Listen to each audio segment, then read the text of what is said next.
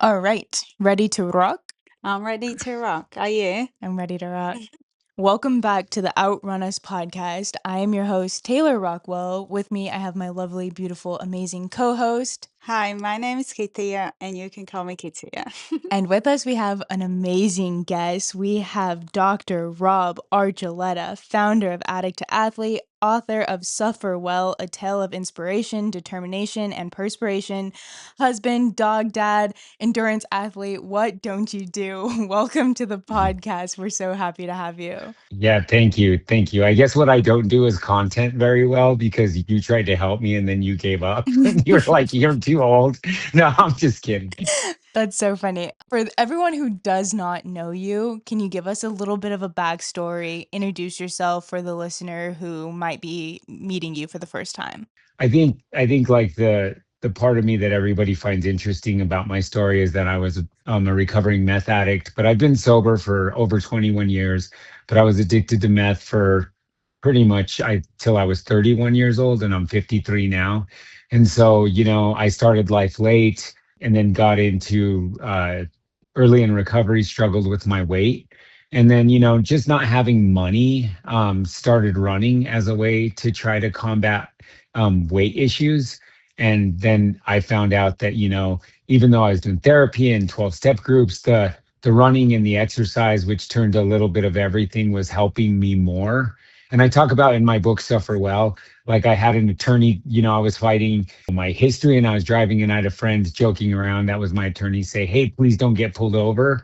And so then, I started running everywhere because I was paranoid to get pulled over. And then I just started realizing the therapeutic aspects of exercise, especially cardiovascular exercise.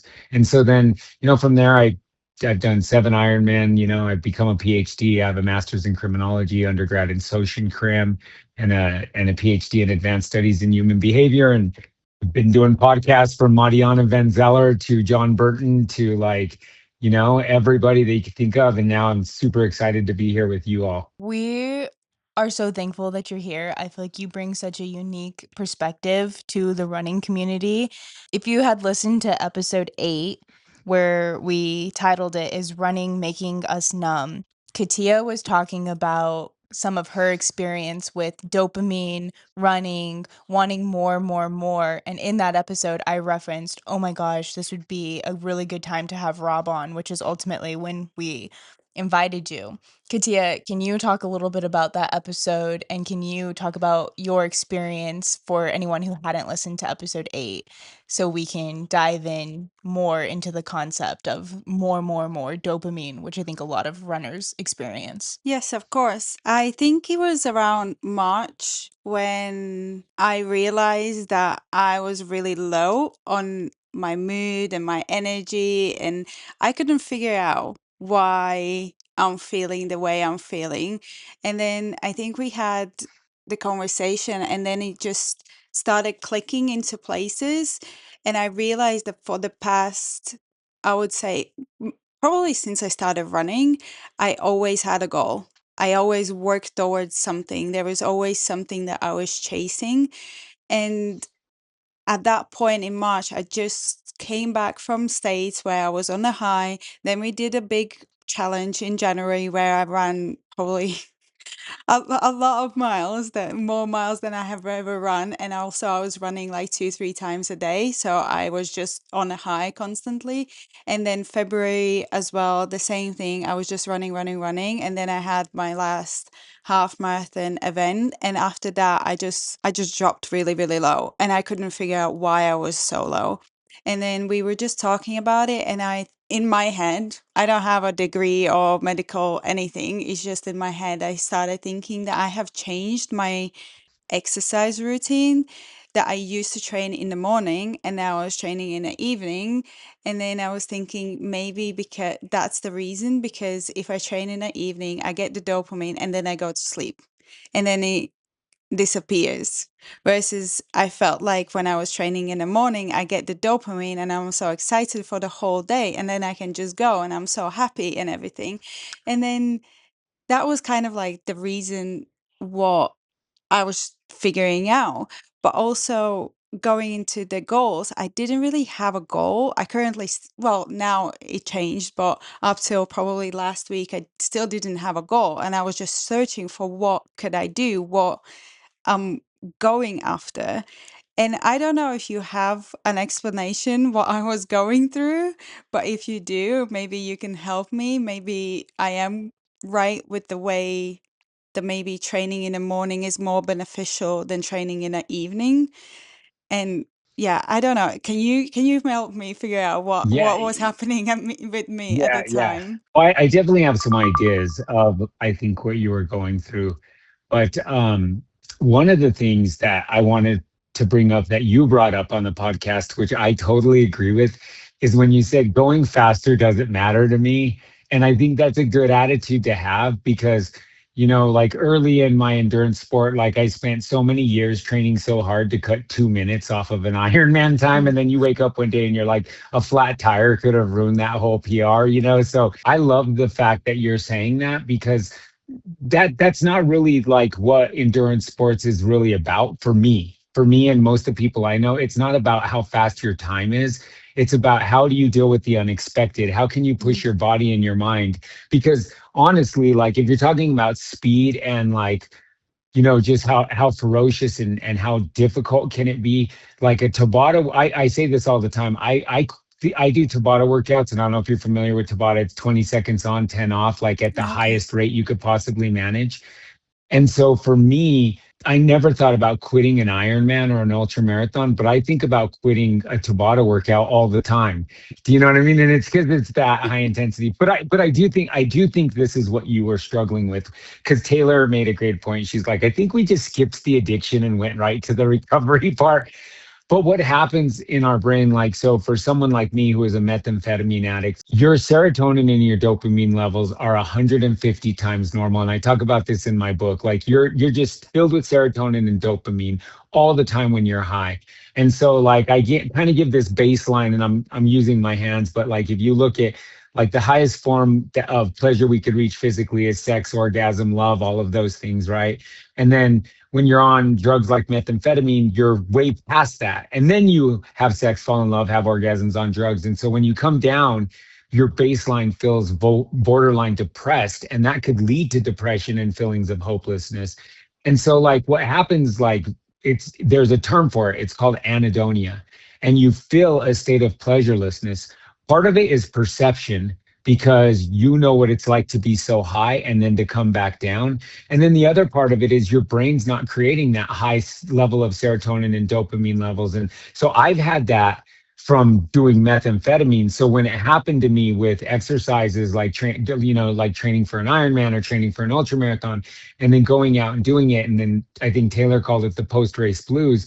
That's what it is you're used to living in this heightened state of intensity, and you have dopamine, you have serotonin rushing through your brain, you're spiking, you're pushing your heart rate, your adrenaline's going, and then you come back down and you're not pushing as hard because there's no goal, there's no agenda, and you come back down and you essentially struggle with anhedonia again. Like you have this state of pleasurelessness where nothing is shiny or has it sounds pleasurable, nothing at all until and I know that you have felt this because I felt this before, where you're laying in bed and you're just like, oh, I just can't wait to get up, take pre-workout and do a run. Do you know what I mean? Like Mm, you're just already like that's all you have to look forward to. And so I think what you're describing to me would sound like very much like anhedonia. Like you're so used to living in a heightened state of being goalie oriented and pushing yourself and your mind and your body, and then all of a sudden you come back down to normal, even if it's like you ran at 8 and then all of a sudden at 11 you're eating lunch and you're like, oh, work sucks, like, oh, another song, oh, I don't want to do this. But I get to run again tomorrow, right? And so it's kind of like an addict where you're looking for that next fix. And so I think what I'm hearing you describe is basically anhedonia, a state of pleasurelessness that you're feeling when you're not in that high state. And if you're trying to always compare everything to that high state, your perception, and some of it is biological. You're not filled with those feel good chemicals, but also your perception and your like ideas around like what's pleasurable. Like everything seems mundane if you're not in the heat of the moment, right? If you're not in that battle, and so Yeah, I think that's what you're struggling with now. Just really quick, and I'll give you a chance to give me some feedback on that. Like, I do think there is something to be said about starting your day. I do all my, I wake up like at because my wife and I get up early. We go to bed at like 6:30. We get up at 2:30. I usually do a workout. I open the gym for the class at 5, and then I go work all day in a clinical setting. And so for me, like I 100% do all my workouts fasted and usually on some kind of caffeine, whether it's pre-workout or coffee or whatever. And then I'm at this heightened state, serotonin, dopamine, adrenaline pumping, and then it kind of sets the level for my whole day. So like as this is not professional, this is as an endurance athlete. If you're working out at night, you are wasting those feel good feelings, and then just heading off to bed. I don't know how you go to sleep, honestly, because there's no going to sleep for me if I do a workout midday or even after 4. I agree. I This made me think about how we recently, me and Taylor were talking. We went to this class, and it was kind of more like a high rocks type of class without the running, Hmm. but we just had to do quite a lot of these things.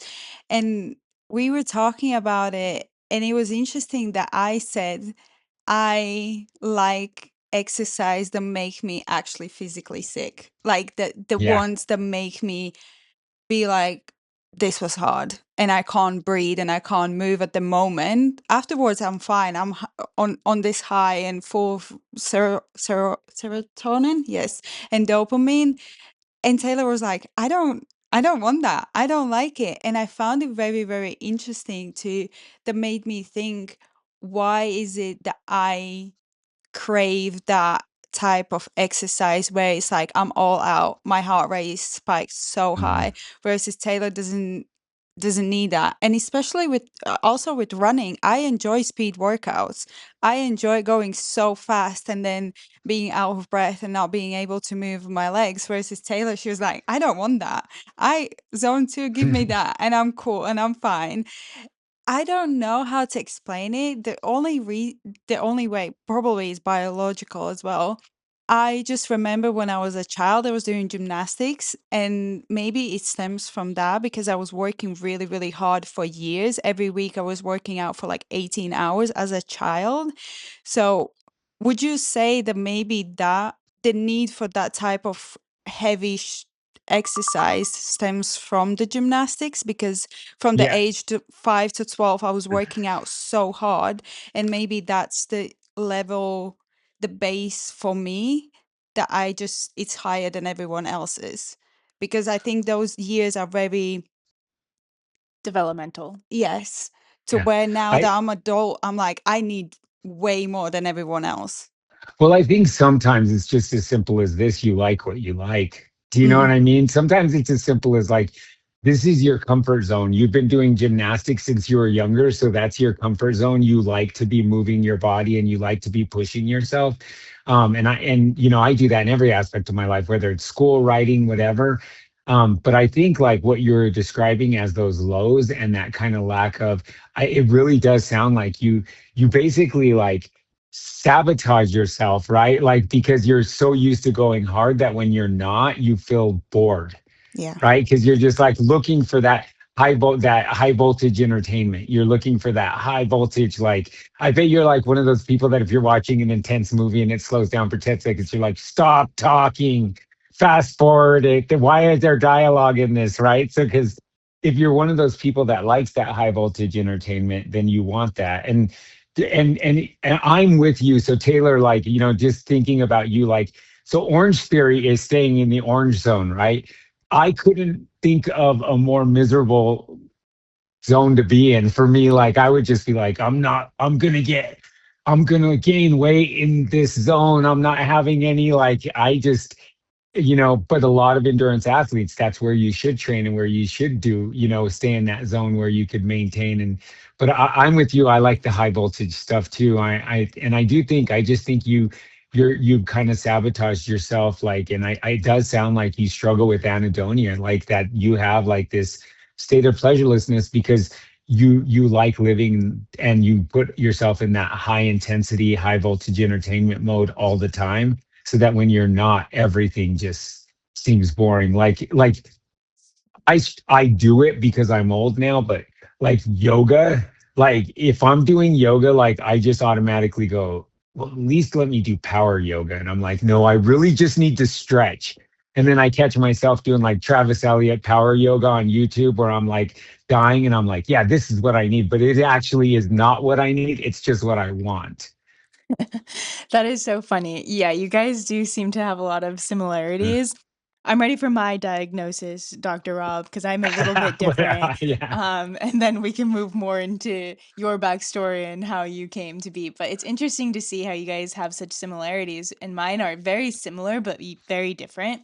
For me, how I describe it is like when I'm running, I use it in terms of like a frequency. I feel like I'm vibrating at my highest frequency. That's when I feel the most pure, the happiest, the most insightful, the strongest. My confidence levels are there. My best thoughts, my best ideas come at that frequency. I often like to live in that constant frequency. That's where I feel like just myself. And I describe it maybe in a way that's like, that's when I feel like I'm truly living. And the rest of my life becomes almost unfulfilling. And in episode 8, I talked about how I only like my job to be able to afford my Oh obsession yeah. with running, right? And like I only like my food to be able to fuel myself for running. And I only like everything that I have that potentially would give others fulfillment, whether that's job, food, whatever. I only like those things really at the base of just to fulfill my running. And so it's a little bit different because I'm not trying to like kill myself out of breath. Like that doesn't make me feel like good, but at some point it is like that frequency that I would say like chasing constantly. It's just trying to always live in that frequency, and realistically perhaps that's not realistic to always be in such a high frequency. Like you do need to come down, but it does feel very similar to like low lows, high highs, which I could imagine is what we're referring to, is like that dopamine drop. Do you have any insight to give on that perspective? Yeah, first I want to say this before someone listens to your podcast and is like so my I do diagnose in I'm a licensed addiction counselor. I do diagnose in addiction counseling, but my PhD is in advanced studies in human behavior. So I'm not diagnosing, I'm sharing my experience, strength, and hope. So I want to make sure I'm not diagnosing you. Somebody going, he diagnosed her with that, and that's what I Yeah, so you I don't really diagnosed me with diagnose for that. crazy Yeah, yeah, runner yeah, habits. yeah, yeah.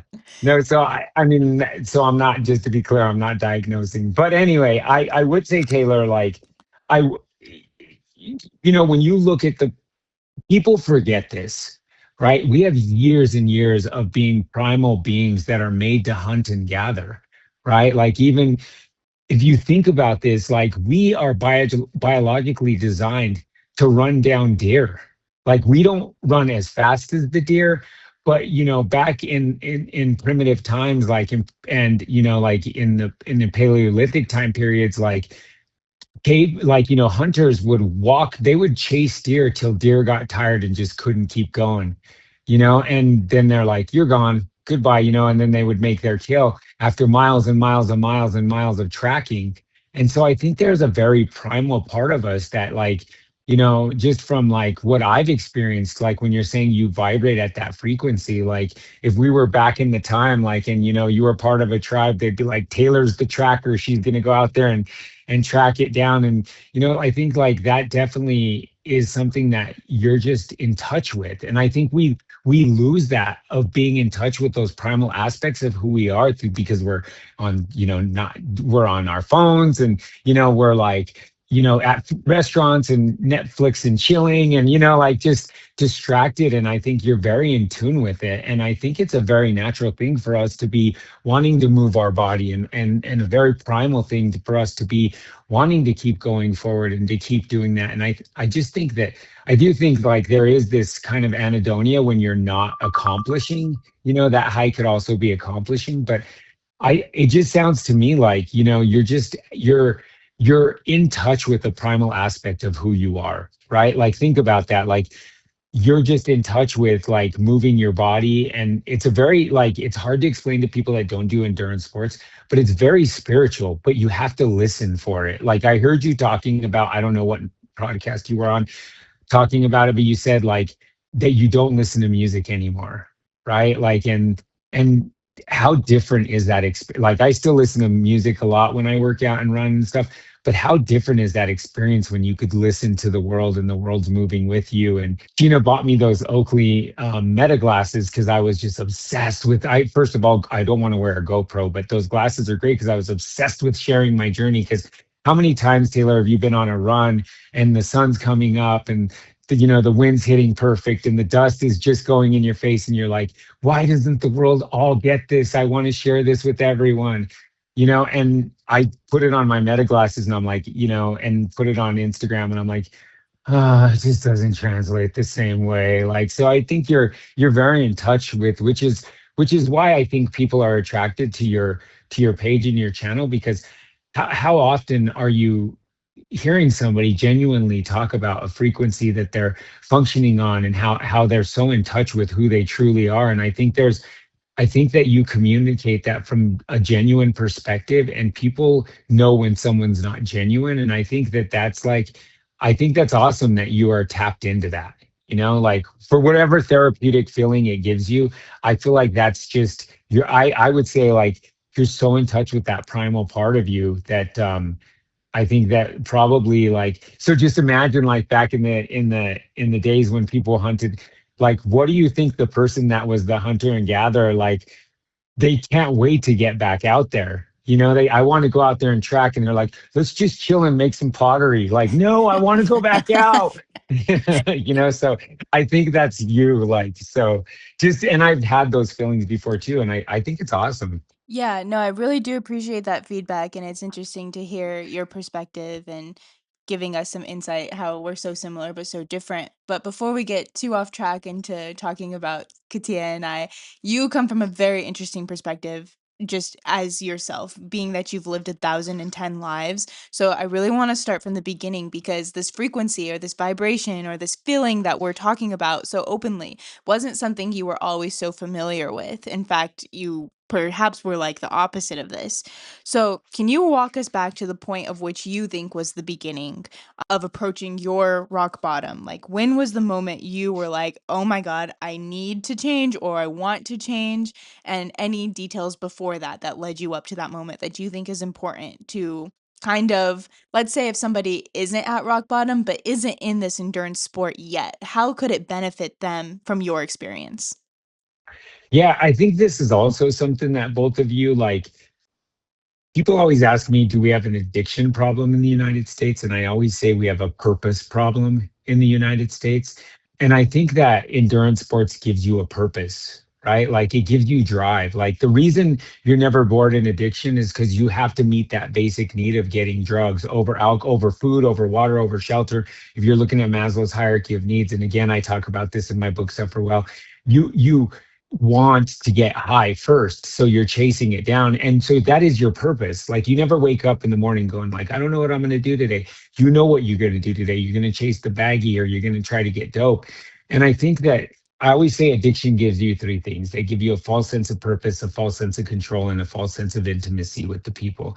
You have this purpose because you're using, you have this sense of control because you're controlling the way you feel with drugs or alcohol, and then you have this sense of intimacy with the people you use with. And I think, working our way backwards to your question, is like, what it gave me is running gave me a sense of purpose. It gave me a sense of control, controlling the way I was feeling, controlling my body, and the weight I was putting on.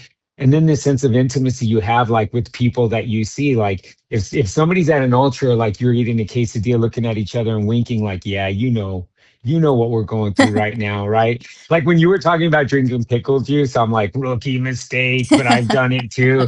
Like, if you haven't peed green for 6 days, then you haven't really done an endurance thing and drink pickle juice. So, but but for me, like, I had the perfect storm, and Taylor, I know we've known each other for a long time, and so I got into drugs and alcohol. Meth seduced me, right? I had a tough childhood, but I don't ever blame, like, some of the traumatic experiences I've gone through on addiction, because I got seduced by the club scene and partying and electronic music and rubbing elbows with famous people in Vegas when I lived there, and people that were well known, and DJs. And then I got seduced into that to the point where I just couldn't stop. I didn't want the party to stop. And then, so for me, It was my grandmother's dying wish to see me sober. She didn't know I was doing meth. She just knew I was not doing well. And I talk about this in my book. She's like, Hito, I wish I could put you on my knee and spank you like I did when you were a little boy and get your shit together. And then she died shortly after that. And I was struggling with anhedonia. And I remember sitting at her funeral, just looking at her, as being like, I don't feel anything. I'm numb, and I hadn't used because I had never had an irreversible consequence. Like I had lost a previous relationships and I knew I could get him back. I even lost a marriage. I knew I could get another wife. Like I hate to sound like that, but I lost jobs. I knew I could get other jobs. But I had never had and I would go to jail. I knew I could regain my freedom, but I had never had an irreversible consequence like losing my grandmother and never being able to get her back. And so for me, that was the eye-opening thing.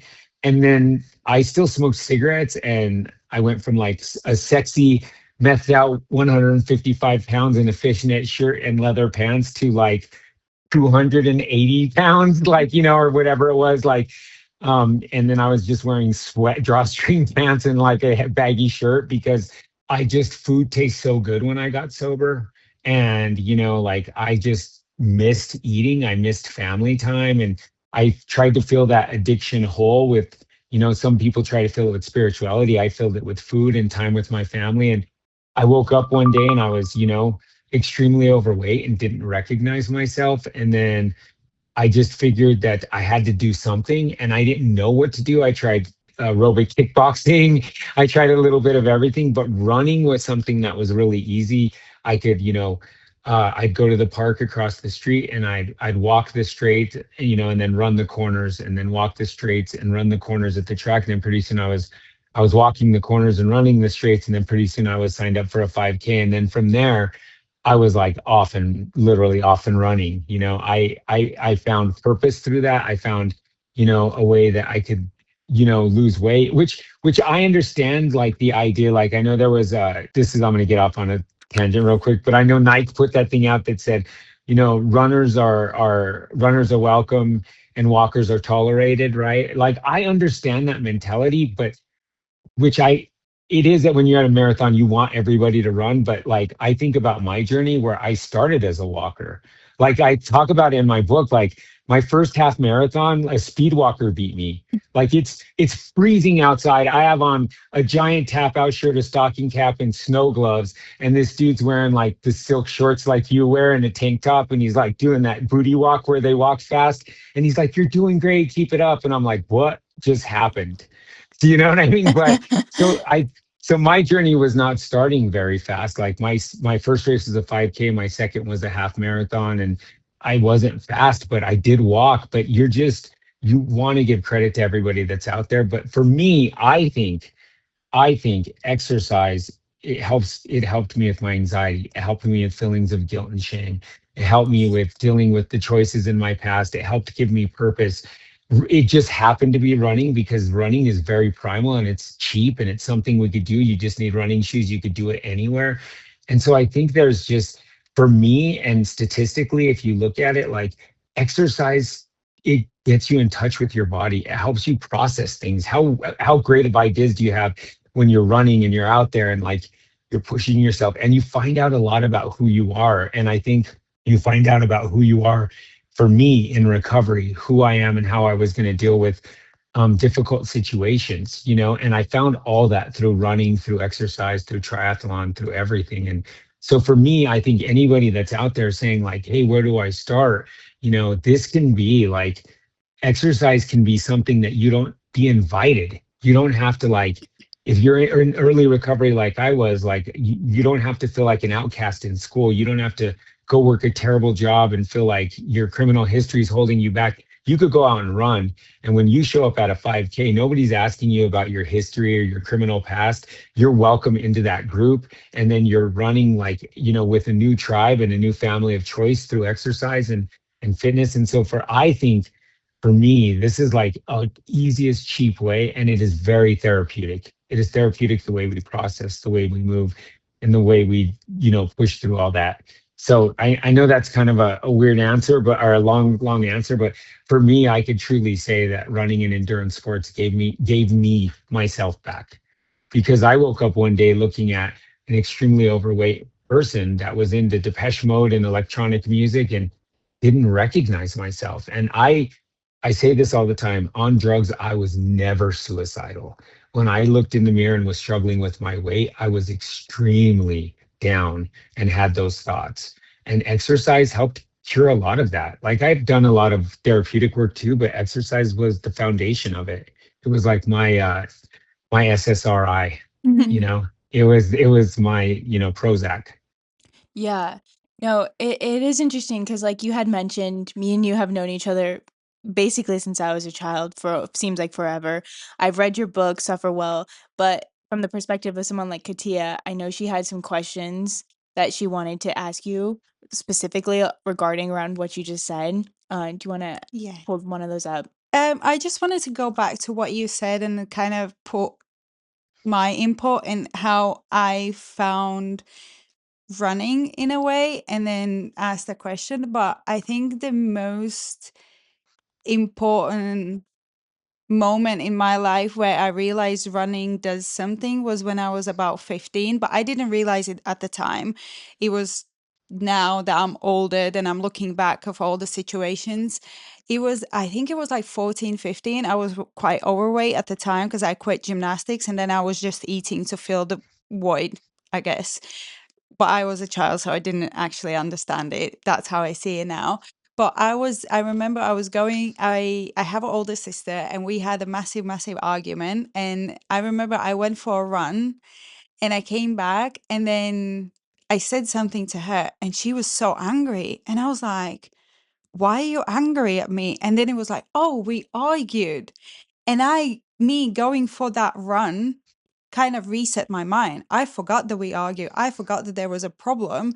Whereas my sister at the same time, she didn't go for a run and she was still kind of like in that mindset, in that position. And I think it's so interesting how running or walking, I think a lot of people can go into walking. I wish I could explain that to people that don't do it because people think running is about running, but I don't think running is about running. I think it's about the feeling that it gives us. Or sometimes people ask me how I'm not stressed. I barely ever stressed. I'm like, because I just go out, I run, and I'm fine and I'm happy. Everything is great. But how do I or Taylor or anyone listening, how can we help people around us to kind of explain and help them understand that the movement, the walking, the running, the endurance sports can help with the anxiety, the anger, the sadness, the depression?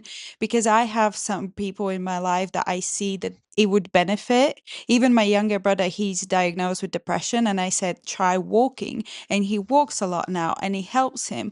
But there's this moment where you tell people, try walking or running or cycling, whatever kind of movement, and it might help you heal. Because you said it's like free SSRI in a way.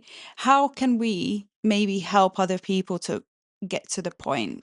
Yeah, so I think that's such a well thought out question. Like, so one of the things that we do as Americans for sure, like I don't know, but just as human beings, is we're always planning for the future or reflecting on the past, right? And one thing that exercise, specifically running, does is it lets your mind wander, but you're also living in the moment, right? You're like, I'm not tripping, I'm feeling my breath, I'm feeling everything. And so one thing it does is it keeps us in the moment. And even though your mind's wandering, you're the majority of you is still in the moment, looking around, watching for cars, watching for dogs, watching for whatever, or just on a trail run, watching the trail. And so I think that is a very therapeutic aspect of it, is that you're living in the moment. You're not planning for the future. We do plan for the future when we run, but you still, even though your mind's wandering about the future, you're in a very meditative like state of now still. And I think that's how it helps with anxiety and all of that stuff. And also you're feeding your body all this serotonin, dopamine in a natural way. And so like I think this is what's intimidating. Well, first of all, there's two things. Number one, we as a society love instant gratification. That's why we have so many. Taylor brought it up. I bring it up in my book. That's why gambling, hoarding, pornography, all of those things are addictive, is because it's instant gratification, right? Like how excited is somebody when they place the bet? How excited is somebody when they click into the porn website? How excited is somebody when they have the bottle or the baggie in their hand? There's like this instant gratification. Like I used to be withdrawing off drugs and then just get the baggie in my hand and instantly withdrawals would stop. And I'd be like, I haven't Mhm. done it yet, like, but I was already withdrawals had stopped. So I think that there's this instant gratification, and you don't get instant gratification with exercise. You have to earn it a little bit, right? Like I used to have this acronym I made up for desire. I used to tell clients I worked with, and desire is don't expect serenity, it's really earned. Because we want serenity through a pill, we want it through a drink, we want it instantly, we want it fast, and we have to earn it in exercise. We have to give the world, the spirit world, the running god, whatever you want to say. You have to give it your time and your effort. And I think that's hard for people to wrap their mind around when they've never done it before. It's just saying, go out for a walk, go out for a run, because there's so many therapeutics aspects of it. And also, not just the serotonin, not just the dopamine, not just the adrenaline, not just the having a purpose, but also I accomplished something, Mm. right? This feeling of accomplishment. And so even if the rest of your day is crap, like you have this feeling of accomplishment because you did something that somebody else didn't do. It's hard to get off the couch though. It's hard to not look for that instant gratification. When you're depressed, it's hard sometimes to get out of bed. So to get your feet on the floor and running, it's even more difficult, right? And so I think that what we have to do is one, running can sound very intimidating, Mm. right? Like when somebody says I ran a marathon, they might have walked 26.2 steps. But when someone says I ran a marathon, it's just impressive to people that don't run, right? Not at the level where you're at where Taylor's like, I ran 25 miles and I felt like it wasn't enough, right? But like think about in the beginning of it, right? Like somebody goes, I ran a marathon. You go, what was your time? They go 9 hours. I'm like, okay, well, did but they're doing it, right? Mm. And so one is letting them know that this is something anybody could do, right? B, this is something that is very natural to us that we have lost, that we have forgotten about, right? And just getting back, and not to mention the getting outside, getting out, there's so many, if you're running outside or even on the treadmill, right? Like you're just accomplishing, you're doing something, you're making your body move, and you get to know yourself. There's Mm. this you have this zen moment, and zen is enlightenment through self-reflection, right? It's different than the belief of a deity, and we are enlightening ourselves through self-reflection, and running contributes to that. How much do you find out about yourself? Like even like the silly things, like I have to go to the restroom and I'm in the middle of nowhere with 5 miles to go. I just think that there's so much that we find out about ourselves and who we are in those moments. And that happens with walking, swimming, any of it. Like, right? We like running. I like running because it's very, like I said, very primal. But also, like, I think that's what you found out when you were younger, right? Like, you went out, you lived in the moment, like, you processed. Like, a lot of the things I did when I was in my addiction, or the people I hurt, or my family that I let down, a lot of those feelings I'm processing every morning when I'm exercising and running. Do you know what I mean? I always say I run for my mental health. I do CrossFit for my physical health at this point in my life. But for me, like, and for others, I think that there's just this moment of like letting go, Yeah. right? And you're literally exercising the demons, right? Mm. You're literally putting it in there. Go In ahead, Taylor. Sorry. addition to Katia's question, I am interested to hear your insight because hundreds of people listen to this podcast, thousands of people watch us online, and listening to her question that she just asked you, I answered it internally in myself, and I was like, "Oh, just lead by example, show, don't tell. Like just show people how to do it and they'll do it." And so to hear your answer be completely different, I'm just excited to ask you like I know addict to athlete. So, one, can you explain what addict to athlete is? Two, can you explain your role and how people got invited? But most importantly, three, can you talk about your experience on not only achieving this frequency, this experience for yourself, being able to share it with others, encourage, essentially influence others to want to take this same step and what that has done for you to watch people who are now, once were addicts, now athletes, they're completing their Ironman. What's that experience like for you? And then to just take it a step further, what advice would you have for, like, let's say young people who are influencing, who have a lot of eyes on us?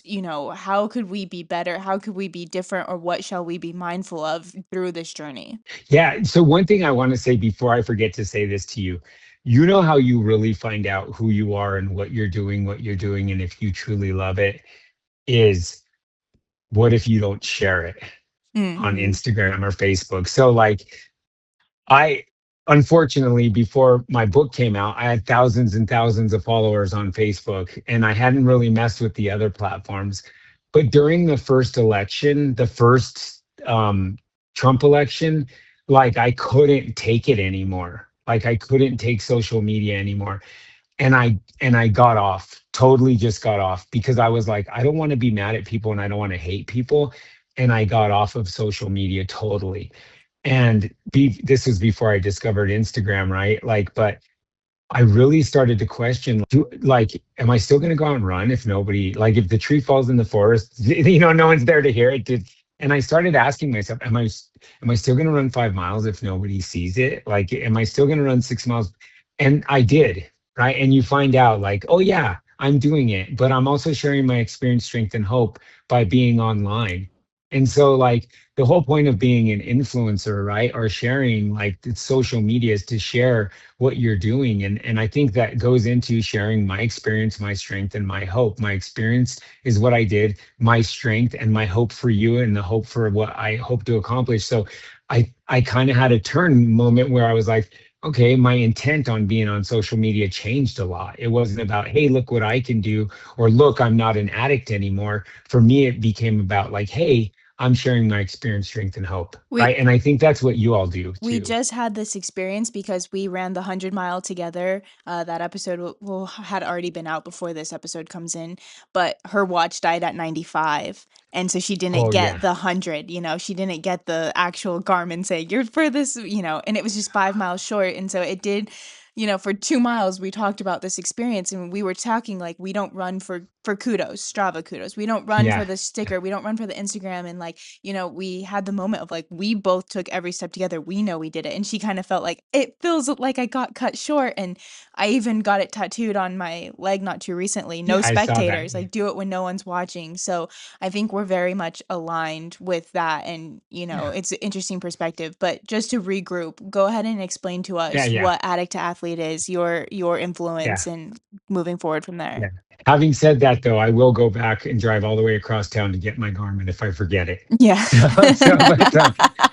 Or if I don't start my watch, I will walk back to the mile and then start over again. No, Like, I just wanted to yeah, add that I think we all acknowledge that we don't do it for that, but not having yeah, it is still like, but I think the issue with me at the time was that I just didn't physically feel like I did the 100 miles. And then not to have that to show, even like for my, like just for myself, it was kind of hard for me to wrap my head around, like, did I even do it?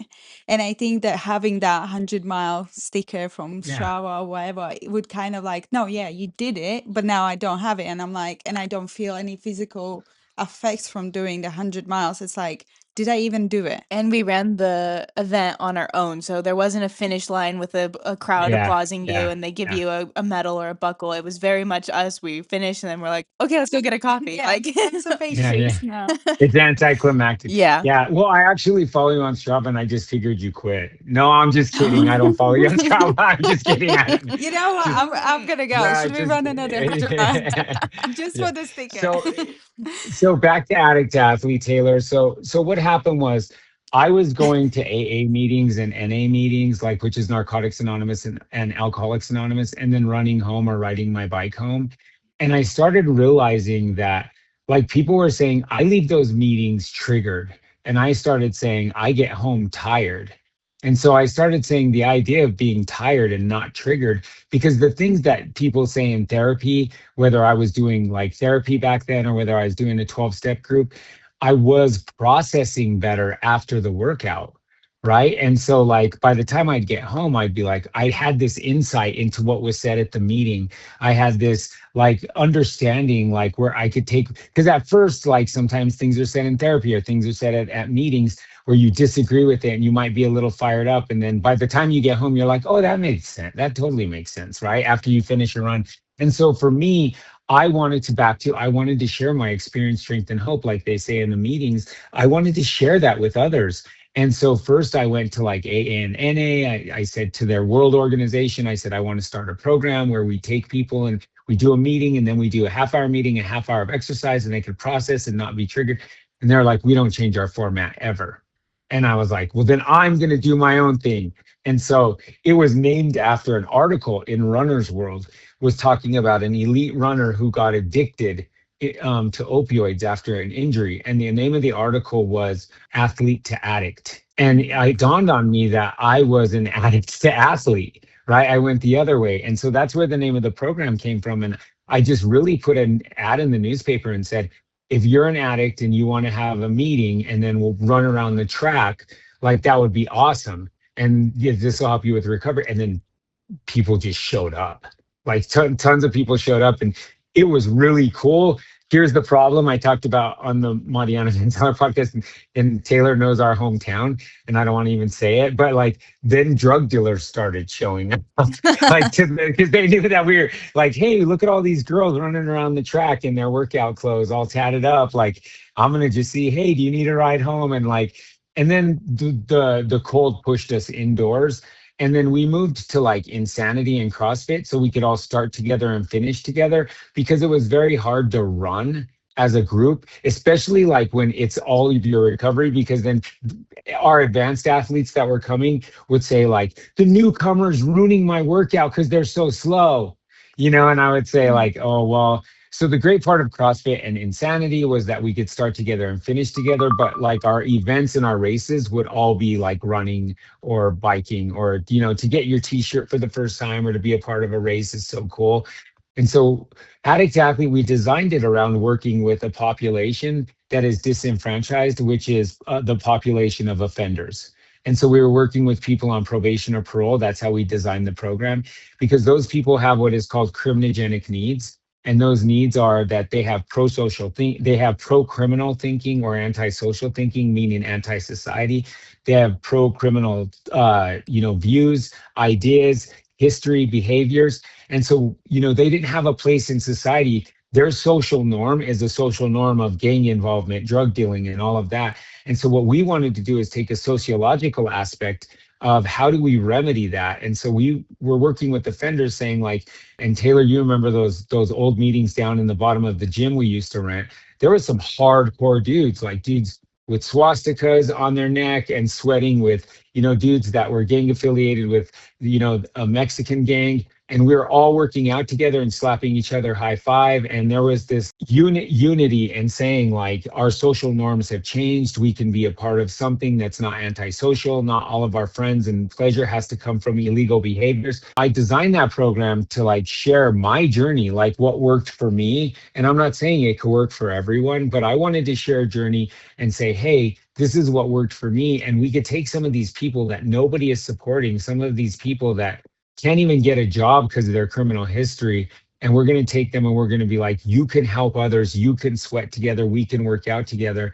And we use a 5-pointed star as our logo, and it stands for spirituality or God, self, society, service, and fitness. So self, taking care of yourself, society, doing what society expects, and fitness, and then the spirituality aspect of it. So then that's what Addict to Athlete became. It just became a free program where anybody could come in.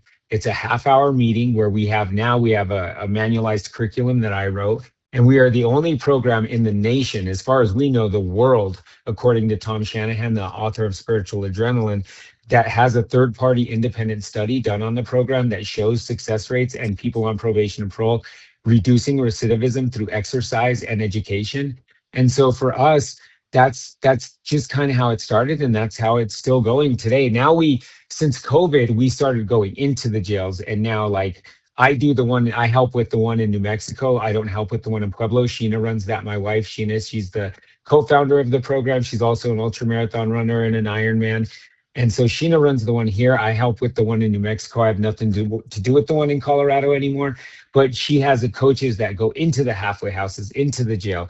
And that was one thing that was cool about COVID is we got invited into places that weren't going out. So they still have the meetings outside in the gym that Sheena owns. And then we also have like the programs where her coaches are going into those places. And so that was the thing is it's you only have to have like 24 hours of sustained sobriety. You go in there and you start working out. We don't let anybody go too crazy like if they're just getting sober, but just like making them feel a part of it and this feeling of can you do it. And in our study we did a pre and post test using the Likert scale, like how strongly do you agree, how do you agree, those kind of questions.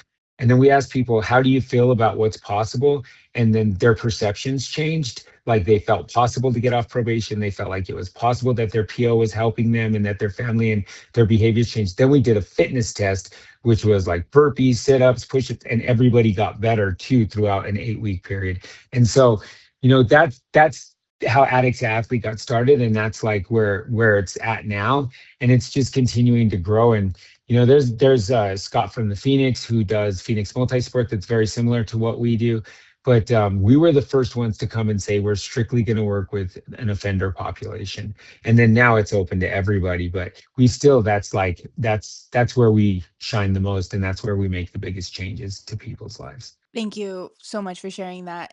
In addition, it's very clear you're very well known, like publicly, you have a large influence. Your words mean a lot, not only to someone like me, but to someone to the left and right of me, regardless of our walks of life. And now, being that you have written the book Suffer Well, what does it do for you internally having that level of influence? And are you mindful of, how you live your life, how I was speaking on the show Don't Tell? And, what is that experience like? And then going back to like what advice would you have for, somebody who's not as influential in that space, but also just has a lot of eyes on them? What do you feel like is the overall lessons you've learned?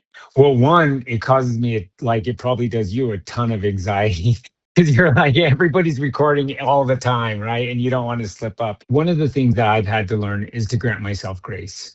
Like, I'm not going to be perfect all the time, right? Like, I was on the Mariana Van Zeller podcast. She's won an Emmy. She's won, several Peabodys. I had a million messages after doing her podcast, and it was super intimidating. And then I started feeling like a little imposter syndrome, right? And I think all of us feel that a little. You have to feel that somewhat too, Taylor, because when I see who you are now and then who you were when I knew you when you're a little kid, I'm like, I wonder how if she knows how far she's come, or how impressive her journey has been, right? And I'm sure yours is the same way too. But I mean, for me, you know, what I have to be mindful too is the foundation of what I'm saying, what I believe, and is it genuine, and is it truly what my goals are? And a lot of them are self-serving because this is how I got sober, and now like being accountable to everybody that's watching is also how I stay sober.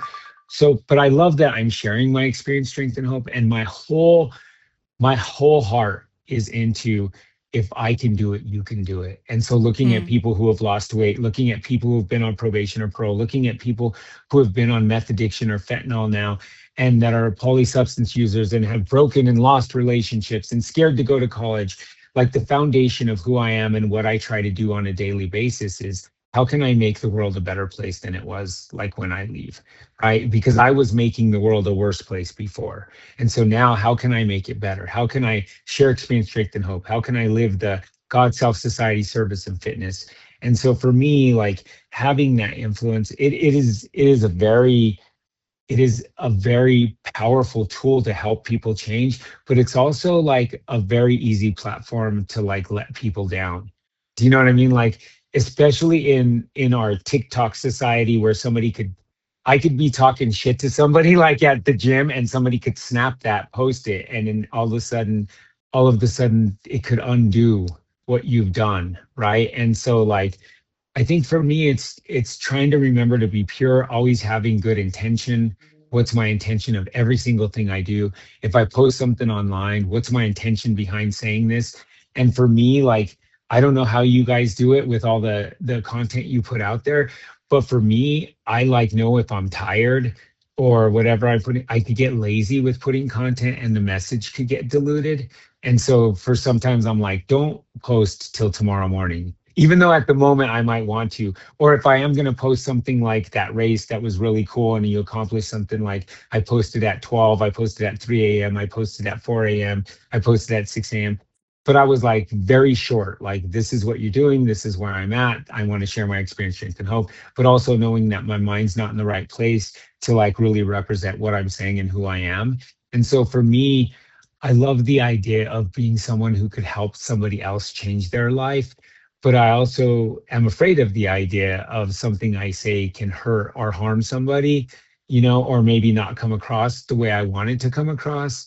I work a very therapeutic professional environment. I'm doing public speaking. But then at the gym where you're just yelling at somebody, like, and they're yelling at you, don't be a little bee. Do you know what I Mhm. mean? And then you're like yelling that to each other. I'm like, well, what if somebody just snapped that shit and put it Mhm. out there, right? Like, they're Interesting. like, yeah, is that what you do in treatment is tell people not to be a little bee? And Yeah. so I don't know how you do it because you keep it pretty on point. Like, Yeah, I was gonna say, when you said, like, "I'm sure you experience imposter syndrome," I asked myself, like, "Do I?" And I'll be, interested to talk to you in a second too, but I don't really feel as if I experience imposter syndrome that much because I feel like for me, running is a lot of a philosophy, and I reference a lot just, like, take your best step forward. Yesterday I just ran a half marathon, and I'm post 5 days out from running a 100-miler. And I had people guess. I was like, "Guess what time I'm gonna get?" And if you win, you get Elixir electrolytes, and it was like a fun thing I had with my sponsor. But then also in that moment, people are guessing really low expectations. They're like yeah, yeah. 127. And I'm like, I don't know if I can do that. But then it just that stuff becomes overwhelming. If people like putting me on a pedestal that sometimes I feel like perhaps I'm undeserving, like, well, I'm just a human. But then I just remind myself, I bring myself back to my core, which is like just do my best. And there were times I'm out there and I'm like early in the event, mile 4, and I'm like, oh, I'm tired. Maybe I should ease up. And then I just ask myself why you're doing it. Just keep doing it. And then that's what I mean by best step. Like, I just ran my best step and I just keep doing whatever, there and then at the end, I ended up doing really well. I did, like, a 140, average 7-minute, 30-some pace, and, like, in my head, I'm like, "I'm proud of myself and I impressed myself," and to me, that's where I'm just like, "Okay, like, just keep doing your best step forward," and also, I know I have a lot of eyes on me, but sometimes it does just feel like I'm still just sharing it to my friends. Like, it doesn't always feel like this Mhm. huge community because they all just kinda feel like my friends, so it doesn't feel too overwhelming yet.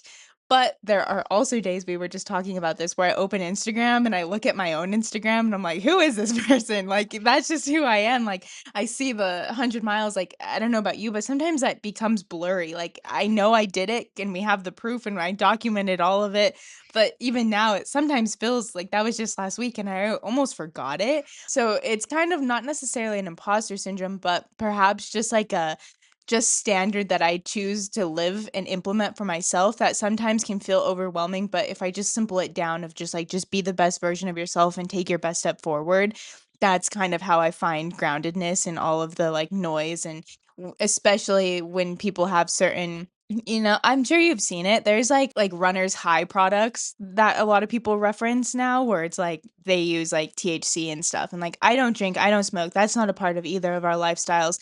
That stuff I don't resonate with. So I see stuff like that and we both will take ourselves out. We're like, we're not part of those communities, even though it's running community. And so stuff like that where I feel like I have to draw a line that could be controversial or like I don't agree with or like you're not welcome at my run club. And that's the stuff that can be more like overwhelming for me to be like, oh, sorry, I know you're part of the running community, but not my running community because I don't align with those values.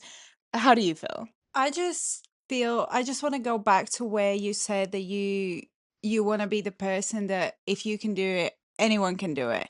And I feel like that's I'm experiencing right now quite a lot. I do create like some content, but I'm not Taylor's the star here, and she's doing a lot better and everything. But I still have had people message me and say things like, "You inspire me for my marathon." And I have said to Taylor, like, "What do you mean? I'm just a girl running, right? I'm just running 100 miles, by the way. Yeah, Yeah, and yeah, I know.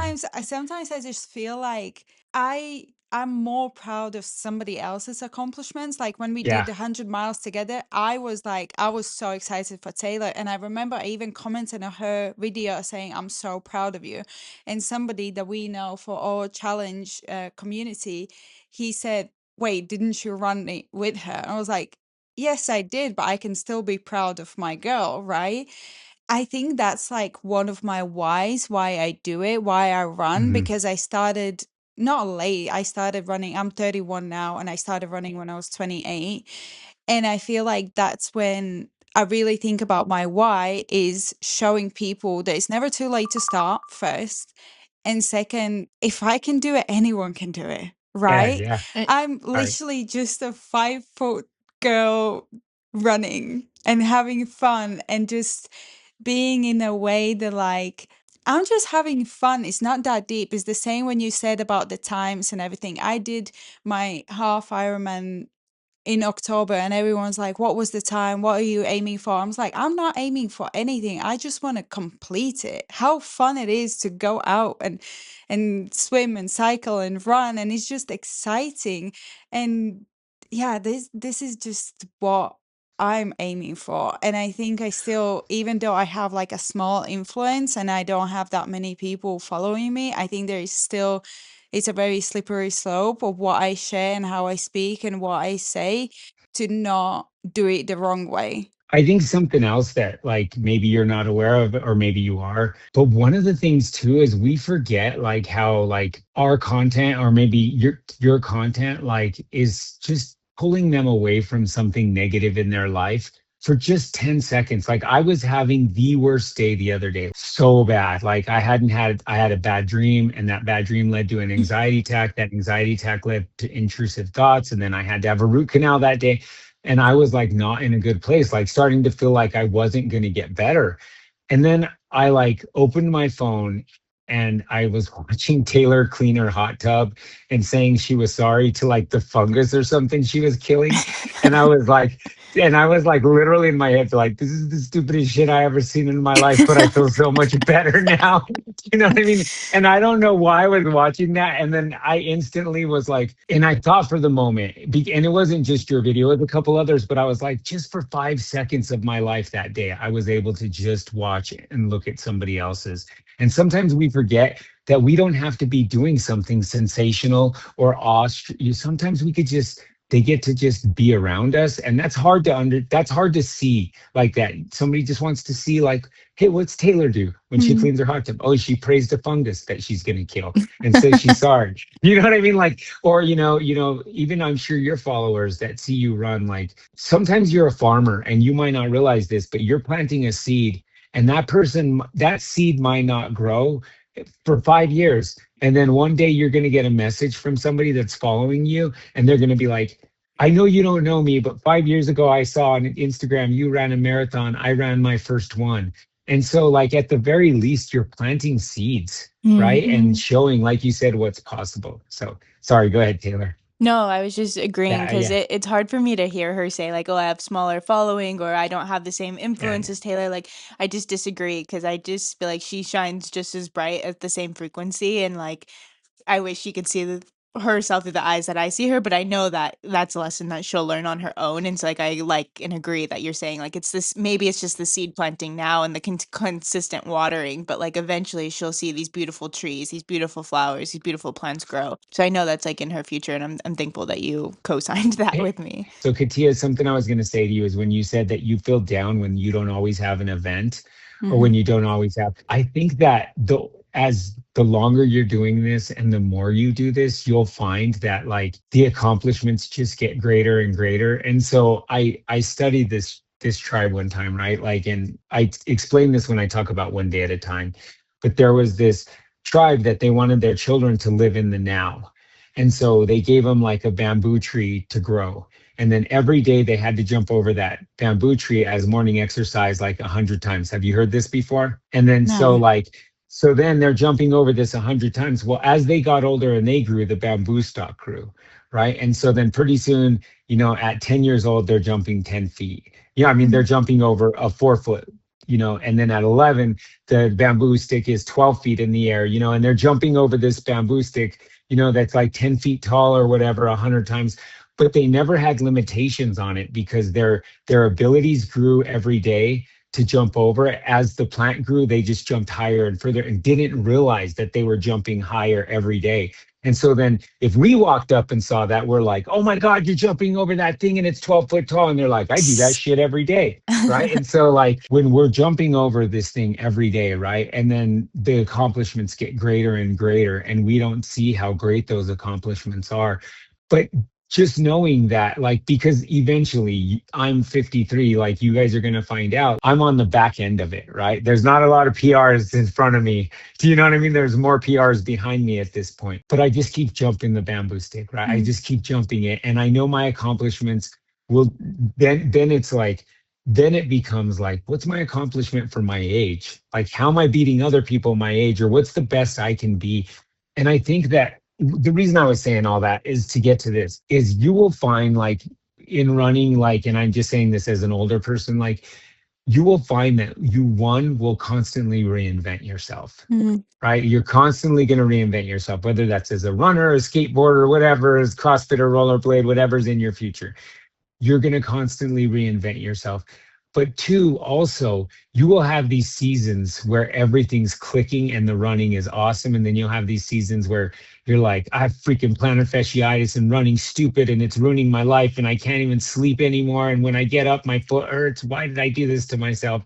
You will just have these seasons of that. And I say this just like in the winter, you put on a jacket when it's cold. And when you're going through a season where things aren't as bright as they were and the accomplishments aren't as great, or there's nothing in front of you, that's like where you just put on the jacket, you bundle up, and you maintain your warmth, and then the season will change, and then you'll be like, I don't know what I was talking about. 10K is the greatest thing I've ever done in my life. Do you know what I mean? And so I just wanted to say that to you because I know that feeling. Like, I know that feeling from also not having the money in the beginning to do a race all the time. And when you don't have that, like, I'm like, well, I'm doing my own 5K for my own cause. Today it's I have to clean the bathroom 5K. Did anybody want to join me? Do you know what I mean? And so, like, I just think that be patient with those seasons and be patient with yourself. Thank you for saying that. I really do appreciate it because I tend to be very hard on myself when I feel those feelings, and then that's why I guess I have been chasing the goals all the time because then I don't have those feelings. But I'm currently trying to change the mindset of not having the race and the goal, the time goal, or all those things, looking forward to it, but more of who am I becoming every day. Mhm. That's why also me and Taylor are now daily runners. And it's just people ask me, how do I run every day? It's just that's who I am right now. That's what I do. That's Yeah. sort of my daily goal. If I don't have a goal in a Daily bamboo. daily, Yeah, yeah, there you go. Yeah. exactly. And just also a lot of people have asked me, like, how do I do it? All these big events and running and everything. And I just keep thinking about when I'm 60 and 70, I want to be able to move freely. I want to be able to, because like I haven't been sick or ill for years. And sometimes I forget that. And I think, oh, yeah, thank you for knocking on the wood. And I feel like that itself is accomplishment. And I sometimes need to sit back and think about all those things. Like, I don't have any of that maybe other people have. And me exercising and running every day is probably the reason why I don't have that, but I forget about it. And then I think about all these goals and all these races and everything. And I was like, hold on. So I am working on it right now to think what other feelings and I have besides just achieving the goal. Because it's never actually about the goal, is it? It's just about the process, but the goal is kind of like the high. And then you just go into the middle thing. But like being here, going running together, it's amazing. Like, why am I thinking about what's ahead in months? Why am I not here in this situation doing what I'm doing right now and appreciating my life? So you will have to, like, maybe have my wife on sooner or later. She's also a recovering crack cocaine addict and ultra marathoner. it makes me crazy that Sheena won't do races. She trains every day, but will not do a race. So she's Mm. like the opposite of us, which is super interesting because she's like, I don't want to do a stupid race, but she'll do the training, Mm, right? And so, and then she doesn't even share it on her social media. So it's so different. Our mentalities are so different. I think this is also key. Is two things I was going to say really quick. Like number one, it's not we have to, we get to. And that's such a great place yes. to be. And number two, anybody that can do this should do this. There are challenge athlete events. Challenge Athlete Foundation has events in San Diego. I know CAF is in San Diego, the Challenge Athlete Foundation. And I did a Challenge Athlete Foundation triathlon because I trained a guy who had one leg, right? And I trained him to do an Ironman, and we went out there, we did the race, and I did it with him. And there was one point in the race where I hate open water. Let me just say that. And I'm a fast, good swimmer. I swam all through school, but I was at this race and I'm like having this panic attack because I don't swim in the ocean, and in La Jolla Cove there's seals and shit out there and it's scary. And so like, but I was hearing somebody go like that, and I was like, oh my God, somebody else is out here freaking out. And I looked over, and there was a girl in a wetsuit with no arms on her back, and a guy was holding her back up. Her handler was treading water, holding her back up, and she was kicking as she was doing the race, and she was blowing out water, going like that to blow the water out. And in that moment, I was like, she's out here with no arms in open water swimming.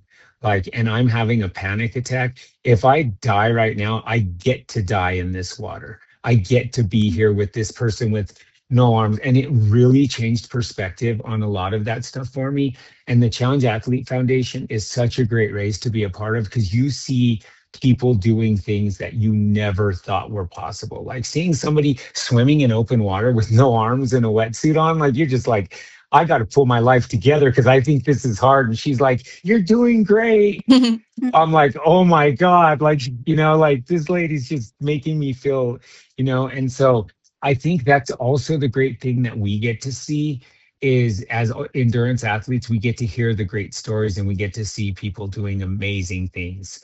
Right. And so it sets the bar for us every day too. And we got to remember that that bar is constantly being set higher and higher. Oh, Rob, thank you so much for all your insights and all of your words of wisdom. I feel like it means so much, and I can't wait to listen back to this and just 4 times and get different inputs and different insights every Yeah. single time. I know that you're a listener of the Outrun Us podcast and that at the end we always say something that we're grateful for. So we'll let you lead the red carpet. What is one thing that you're grateful for before we head out? First of all, I want to say I'm grateful for being here on this podcast with you and just having the ability. But even more than that, like one thing that I am grateful for, I am grateful for whatever put it in, whatever God, spiritual, whatever you want to say, that gave me this willingness and to have drive to accomplish things. I'm always so grateful for it because I don't know where it comes from. It's almost like a muse enters me and like, you should do this. And I'm like, okay. So I am so grateful that I always have a willingness to reinvent myself and not get stagnant. No, that's beautiful. Katia? Beautiful. I'm grateful, I think, from all these conversations that we had, is the willingness to learn and adapt. And I feel like sometimes you can get stuck into one moment and one mindset, but I like to figure out why things are the way they are. Let's say about me being, why am I feeling down at this moment? Instead of maybe punishing, not punishing, but feeling bad for feeling bad, I'm trying to understand why I'm feeling bad and maybe change something in my day-to-day life. Instead of, I think it's just easy to be like, oh, it's fine, everything is fine. But yeah, I'm grateful for the willingness to learn and understand and adapt and figure out. I'm just grateful listening to you speak, listening to her speak, knowing the conversations we have, I'm grateful to just know that, like, I'm in the right room with the right people. Even just hearing you say, like, "Oh, we get to be out here." It's just like, that's a philosophy her and I say every day, and one of us every once in a while be like, "Oh, we still have to run tonight," and then we'll correct each other immediately, like, "We still get to run tonight." It's, like, almost like a standard we hold each other to, and so just to hear you repeat a lot of the same words we repeat in our private rooms, our private conversation, just I'm grateful to just for the community, for the energy, for like the full circleness of like you share your energy with us, we share our energy with you, even if it's as simple as me being like, look, I'm cleaning out my cold plunge and that energy, having an effect on you. So I'm just grateful for the community, knowing I'm in the right room, taking my best steps forward with others who are also taking their best steps forward and adding to that momentum. So just grateful for you, grateful for you, grateful for everybody who's a part of the community. So with that, just great gratitudes all around. Yeah. Yeah. Well, thank you for having me, and Taylor, super proud of you, and I'll be watching you all to see. Now I follow you too, so I'm excited to just see where you're headed. And you got the 240 race, 240, right? Yep. That's great. Yep, 240 in front of you. Like, so congratulations on getting into that race, and make us proud. Yeah. We'll be cheering. I'll be eating a tamale watching you do Yeah. that. You're on the couch. Good job, Taylor. Good us. All right. Well, thank you so All much. right. And we'll All right. see you in the See next ya. Nice to episode. Thank meet you. you so Bye. much. Thank you.